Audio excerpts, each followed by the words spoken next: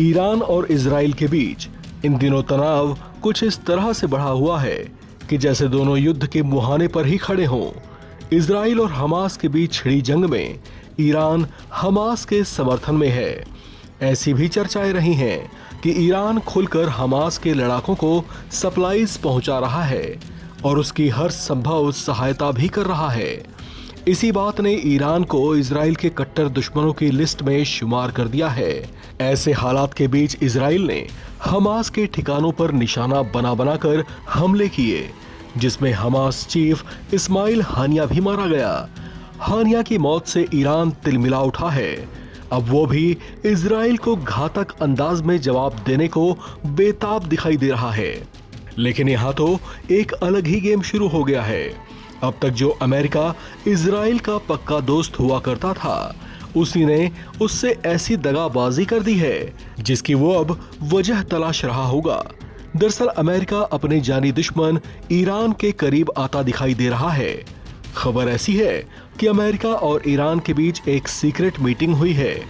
इसी मीटिंग में अमेरिका ने ईरान को मोसाद के उन 10 एजेंटों की लिस्ट सौंपी है जो इस्माइल हानिया की हत्या में शामिल थे। द टेलीग्राफ ने अपनी एक रिपोर्ट में बताया कि इजराइल की खुफिया एजेंसी मोसाद ने इस्माइल हानिया के कमरे में बम फिट करने के लिए ईरान के सुरक्षा एजेंटों को रखा था। हालांकि हानिया की हत्या के बाद ये सभी देश छोड़कर फरार हो गए थे।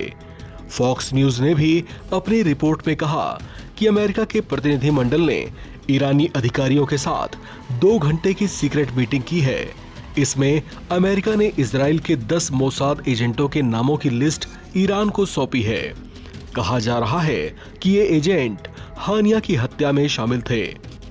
जेरूसलम पोस्ट ने कुवैती अखबार अल जरीदा के हवाले से दावा किया है कि ईरान की सर्वोच्च राष्ट्रीय सुरक्षा परिषद के एक सूत्र ने बताया कि ओमान की मध्यस्थता से एक उच्च स्तरीय अमेरिकी सुरक्षा प्रतिनिधिमंडल ने सीक्रेट तरीके से तेहरान की यात्रा की थी।